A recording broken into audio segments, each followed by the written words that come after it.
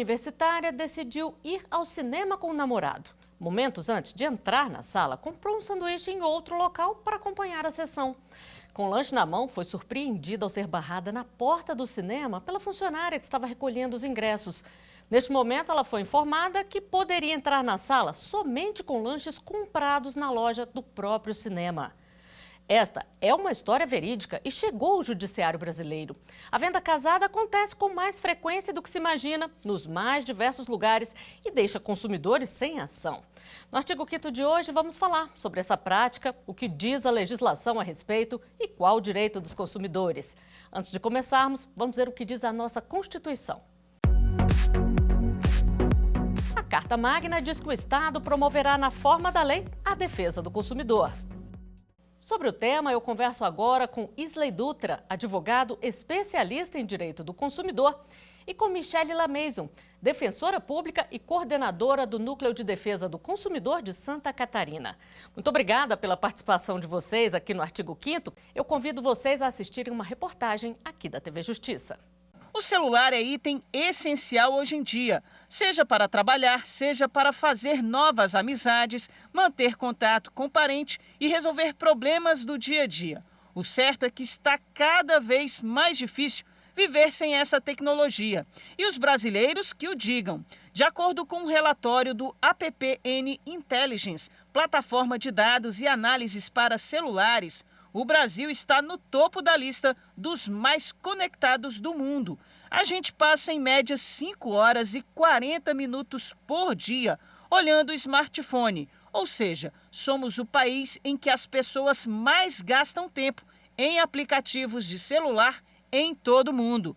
Por conta disso, a troca de aparelhos é constante. Na Bahia, um consumidor comprou um celular iPhone 11 no site de uma loja varejista. Só que ao recebê-lo, ele percebeu que o carregador do aparelho não tinha vindo. Ao entrar em contato com a fabricante, foi informado que o acessório deveria ser comprado separadamente. Ele então recorreu à justiça. A empresa fabricante argumentou que a supressão do acessório tem por finalidade a diminuição do impacto climático. Também alegou que o consumidor pode conectar o iPhone com cabo em qualquer computador e assim carregá-lo. O juiz não aceitou os argumentos da empresa, ressaltou que o posicionamento não torna lícita a medida adotada. Diante disso, decidiu que a fabricante e a loja terão de fornecer carregador ao comprador do iPhone 11, além de indenizá-lo por danos morais. Ele entendeu que se trata de venda casada, pois o carregador é um item essencial e indispensável para o adequado uso do produto. Doutor Isley, vou fazer uma pergunta aqui que muita gente deve estar curioso em casa, já que a gente falou aqui da dificuldade de muitas vezes identificar uma venda casada. O consumidor tem que ter um carregador. É venda casada ou não? A questão realmente, ela comporta uma boa discussão aí, algumas boas horas de discussão e todos os pontos de vista, na nossa opinião, novamente, com as vênias a quem pensa o contrário, todos os pontos de vista se sustentam, porque a informação ali está clara de que você está adquirindo apenas o telefone e que você não necessariamente vai precisar adquirir um carregador, porque você pode ter um carregador do seu telefone antigo, ou o seu carro pode vir com um carregador de indução, como hoje é muito comum. Então, as duas posições, na nossa opinião, se sustentam.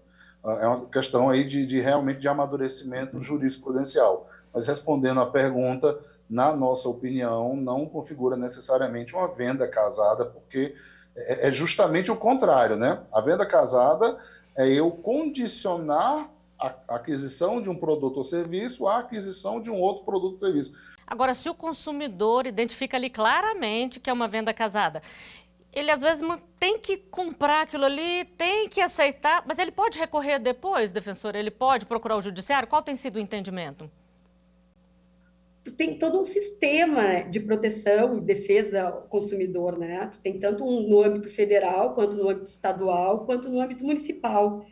Inclusive, se a gente parar para pensar, em Minas Gerais, eu estive há pouco tempo ali, existe um PROCON que é vinculado à Assembleia Legislativa. né? Os PROCONs pode ser também do Poder Executivo, dos municípios, que é o que eu acho que hoje é a formatação mais comum. Então, o consumidor pode, na esfera administrativa, fazer uma reclamação no PROCON, por exemplo, e pode também acionar todo o sistema de proteção e defesa do consumidor, que é um sistema que abrange Ministério Público, Defensoria Pública, PROCONs, existe a Secretaria Nacional de Defesa do Consumidor, que é vinculada ao Ministério da Justiça.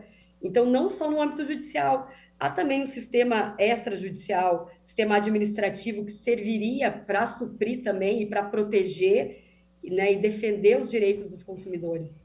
Doutora Michele, qual o tipo de venda casada mais comum ultimamente? O que eu tenho visto muito, venda casada, que acaba sendo um hábito e uma prática, inclusive, que as pessoas interpretam como comum, é financiamentos de veículos com contratação de seguros.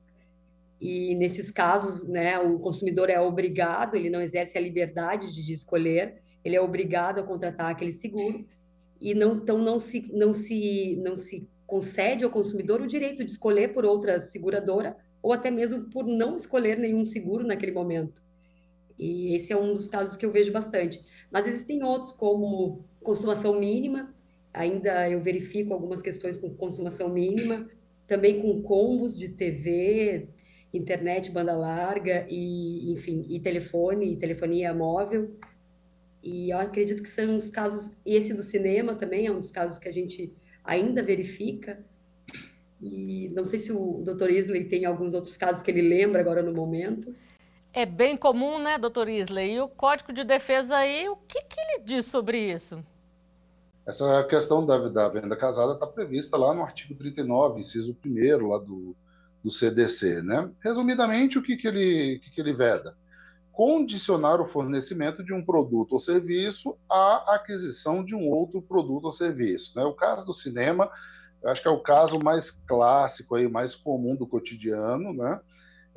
Seguido aí de perto, se não até mais, do que financiamentos de um modo geral, condicionados aí principalmente à aquisição de um determinado seguro, que, na nossa opinião, com todas as venhas a quem entende o contrário, não tem o menor sentido você contratar um seguro se o próprio bem é a garantia da operação, né? Então, das duas, uma, ou você abre mão da garantia real do bem, ou você adquire um seguro e dispensa a garantia real. Então, seria aí até uma onerosidade excessiva para o consumidor, que, à medida que o bem fica indisponível, ele também fica obrigado a contratar esse seguro, né, doutor Michele? Fica essa onerosidade excessiva aí por parte do consumidor e aquele que financia fica praticamente exposto a risco zero. Exatamente. Eu acho que é bom frisar, né? Porque a venda casada ela já está escrita, ela já foi elencada pelo código como uma prática abusiva. Claro que dentre outras que o código não foi capaz de elencar, porque elas poderiam ocorrer e há uma criatividade em práticas abusivas, a venda casada está lá expressamente no artigo 39, inciso 1º. E comumente ela acaba sendo uma prática que comumente afeta os consumidores. E os consumidores não se dão conta, muitas vezes, que é uma venda casada. Doutora Michele, além do CDC, que outra legislação trata sobre esse tema? Também a venda casada ela é caracterizada como um crime contra a ordem econômica, né? Então, há a legislação daí que seria tratamento dela como infração, no âmbito daí criminal. Bom, e a nossa produção recebeu uma pergunta de telespectador. Vamos ver? Ao contratar planos de internet, o cliente é obrigado a adquirir telefone fixo e canais de TV. Como fazer nesses casos? Doutor Isley, isso é bem comum, né? Infelizmente, é tão comum quanto reprovável, né? É importante destacar, tá, gente, que muitas vezes a venda casada ela vem disfarçada, ela vem ali colocada de uma forma que o consumidor comum, aquele que não detém um conhecimento jurídico mais técnico, ele acaba caindo. Então, quando a gente fala ali de um plano de internet, por exemplo, um combo custa R$300, né? Que tem TV a cabo, tem internet, tem telefonia. Aí você fala, não, eu quero só a internet. Falou, não, se você quiser só a internet é 320, é 350, sei lá, ou um valor muito próximo disso. Isso se reveste também de uma venda casada, porque de uma maneira indireta, de uma maneira mais oblíqua, você está condicionando, não assim exigindo que o consumidor adquira, mas colocando para ele condições contratuais e condições comerciais que acabam por obrigá-lo a adquirir aquele combo que ele não queria, que ele não tem interesse, que ele não tem necessidade. Muitas vezes vem aí disfarçado de desconto, né? Mas configura uma venda casada. Na minha casa, por exemplo, o telefone fixo está lá desligado, mas eu tive que contratar por esse motivo, né, doutor Isley? Exatamente, como a gente colocou. A empresa ela não impõe, ela não obriga, mas ela coloca condições comerciais e condições contratuais que acabam indiretamente obrigando e compelindo o consumidor a adquirir produtos que ele não tem interesse, não quer, não precisa, não deseja, né? Não por uma obrigação escancarada, vamos dizer assim, mas por uma condição comercial que acaba por obrigá-lo. Agora, defensora, o que pode acontecer com uma empresa que pratica uma venda casada, mesmo que disfarçadamente? Tem que ser claramente ali para ela ser punida ou não? É que quando a relação de consumo, a gente até esquece, às vezes, a gente sempre parte de uma vulnerabilidade, né? Há uma parte vulnerável, o consumidor é a parte vulnerável da relação, sem dúvida. Então, no momento em que uma sociedade empresária se utiliza de uma venda casada, ela pode sofrer as infrações administrativas, tanto do Código de Defesa do Consumidor, quanto da lei ali que veda infrações contra a ordem econômica. Além disso, é claro que ela sujeita o consumidor, né, dessa empresa, ou desse serviço, desse produto ou desse serviço, a afetação da sua vulnerabilidade, né, impõe ao consumidor a prática abusiva de uma venda casada. Então, é claro que a legislação veio para coibir essas práticas, para que as sociedades empresárias não promovam elas, mas como o Dr. Isley falou, às vezes elas são muito mais costumeiras do que a gente possa imaginar. Então, a grande questão é, às vezes, identificação dessas práticas para que a gente possa, né, a fazer ali, colocar, absorver ali a conduta como venda casada. Esclarecida essa dúvida, nós vamos a um rápido intervalo e já já estaremos de volta com mais Artigo 5º para você.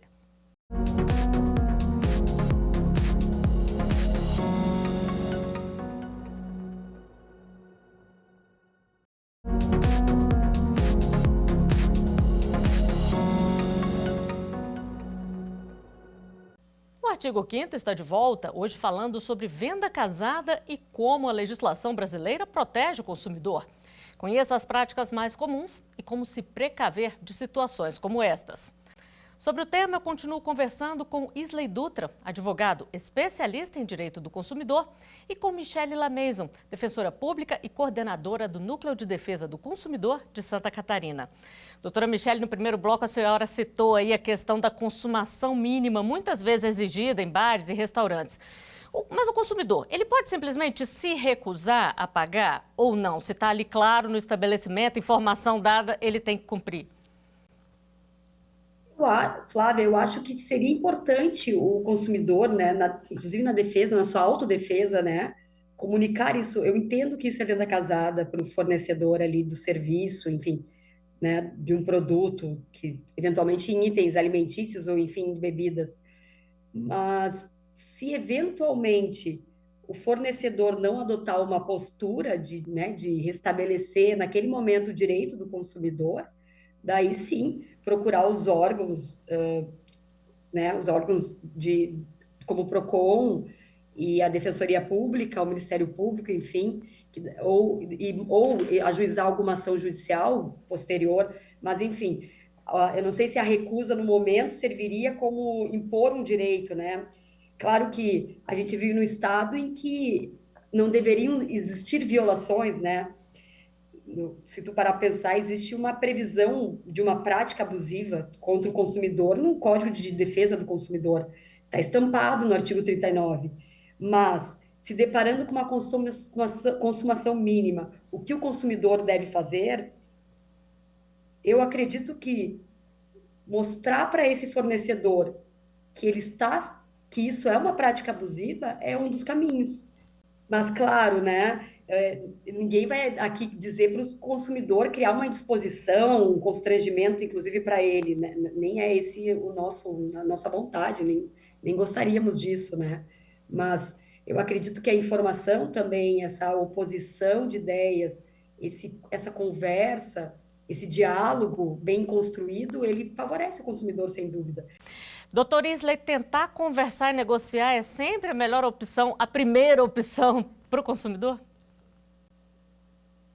Sim, sempre, né? Como a doutora Michele muito bem colocou, muitas vezes o responsável pelo estabelecimento nem sabe que aquela política da empresa, né? Aquela forma de venda é abusiva, é reprovada pelo Código do Consumidor. Então, a gente atende bastante cliente aqui, pessoa jurídica aqui de estabelecimentos diversos, e a gente vê que realmente é uma falta de conhecimento da legislação. Às vezes ele é mal orientado, às vezes ele é mal direcionado, dizer, olha, essa exigência sua, ela é abusiva. Então, pegando o gancho aqui da consumação mínima, uma festa, uma boate, enfim, um estabelecimento cobra lá um ingresso de, sei lá, R$300 e mais 300 de consumação mínima.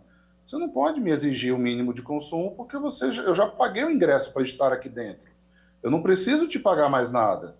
Para estar aqui dentro, você me exigiu o valor de R$300 e eu paguei. Né? Diferentemente, por exemplo, dizer, olha, o ingresso custa R$300 e isso vai te gerar um crédito de 200 para você consumir lá dentro, qualquer coisa. É uma outra forma de colocar, mas sempre vale a pena uma boa conversa. Óbvio que você está ali para se divertir, você não vai transformar aquele momento, aquela oportunidade de lazer, numa confusão, numa briga, num caso de polícia. Mas se o consumidor realmente se sentir lesado e acreditar que estiver sendo lesado, a recomendação é anote o nome de quem conversou, com quem conversou, das pessoas que presenciaram a conversa, né? Exija o cupom fiscal, como é um direito do consumidor exigir e da empresa fornecer, é um dever dela, né? E aí, com base nesses elementos, você pode buscar o PROCON, se você quiser que o estabelecimento reveja as suas políticas internas, ou se você se sentiu prejudicado de alguma forma, até o juizado especial, até 20 salários mínimos, você não precisa nem do auxílio de um advogado para perseguir aí os seus direitos, muito embora seja recomendável, né? Porque do lado de lá vai vir uma defesa técnica, então o ideal é que o ataque também vá respaldado de elementos técnicos jurídicos. Bom, e nós temos uma pergunta justamente sobre essa questão das empresas. Um telespectador que nos mandou. Vamos conferir? Onde denunciar uma empresa que pratica a venda casada? Doutor Isley, o senhor já adiantou aí, então é PROCON, o que tem que fazer direitinho? Depende do tipo de empresa. Se for uma empresa regulamentada, de mercado regulado, como, por exemplo, uma empresa de telefonia, ela pode registrar uma reclamação na Anatel. Se for uma instituição financeira, a ouvidoria do cidadão do Banco Central é de extrema eficiência, né? O governo disponibiliza uma plataforma chamada consumidor.gov.br, que tem um alto índice de solução de conflitos, né, de litígios ali extrajudiciais antes de ir para o judiciário. Então, realmente vai depender de quem é o estabelecimento que estaria praticando esta venda casada. Se for um estabelecimento comum, o PROCON é sempre o primeiro caminho a ser indicado, né? O PROCON vai convidar essa empresa, vai orientar, dentro do prazo ali do auto de infração, vai dar o prazo para a empresa se readequar, né? E aí não se readequando, lavra o auto de infração, tem toda uma questão de processo administrativo. Só lembrando que o consumidor que sentir e achar que foi lesado, a indenização, o ressarcimento dos prejuízos não pode ser no PROCON, tem que ser no juizado especial ou na justiça comum. O PROCON ele vai aplicar uma multa, né? Mas aquilo ali não tem o fim de ressarcir os prejuízos que o consumidor entende ter suportado. Agora, defensora, muitos consumidores, além de procurar aí onde denunciar, denunciam também nas redes sociais e também nos canais aí que a internet hoje oferece, como Reclame Aqui, vários sites. Isso pode ser feito ou o consumidor corre o risco aí de inverter e a empresa reclamar dele porque promover um dano aí contra a imagem dela? Bem como eu falei, né, Flávia, a gente tem uma relação de consumo, a gente tem uma parte vulnerável, sem dúvida, o consumidor é o vulnerável da relação. Há uma vulnerabilidade já, sem dúvida, já anterior, né? Estabelecer uma relação de consumo a uma parte vulnerável. Então, esses meios, eles acabam sendo eles acabam trazendo bastante repercussão. E isso faz com que as respostas sejam rápidas, em que haja uma solução do problema. Essa grande mídia hoje que os consumidores se utilizam, a internet, as redes sociais, elas acabam trazendo uma repercussão, acredito que muitas vezes ela é positiva para o consumidor, porque o consumidor daí recebe uma ligação para resolver o problema, para resolver a questão, porque nenhum fornecedor quer ser exposto ou né, dizer, ou enfim, estar sendo acusado de praticar algum abuso, ou né, de estar praticando práticas abusivas, enfim. Então, a importância das redes sociais, inclusive do Reclame Aqui, que foi falado, é isso, é trazer essa reclamação, tornando ela pública, para que ela seja resolvida. Eu acho que o Reclame Aqui hoje acaba sendo um artifício de consulta, até mesmo para verificar se há reclamações em relação àquele fornecedor. Acaba sendo um objeto, né, de aprimoramento do consumo, da relação de consumo. Porque uma denúncia como essa prejudica a reputação da empresa, né, defensora? Exatamente. E a repercussão, eu acredito que a repercussão negativa é o que muitas vezes tu vê os empresários, é o que eles não querem, enfim, é o que uma empresa quer manter a qualidade do produto, do serviço. Então acaba que, uma vez que tu reclama e que isso se torna público, né, nas grandes mídias principalmente, que hoje é muito, né, é a internet, acaba que a questão é resolvida. Bom, e antes de encerrarmos, eu chamo mais uma pergunta que a nossa produção recebeu. Por que a contratação de aluguel de salão de festas e o serviço de buffet juntos é considerado venda casada? Doutor Isley, é uma venda casada ou não? Sim, sim.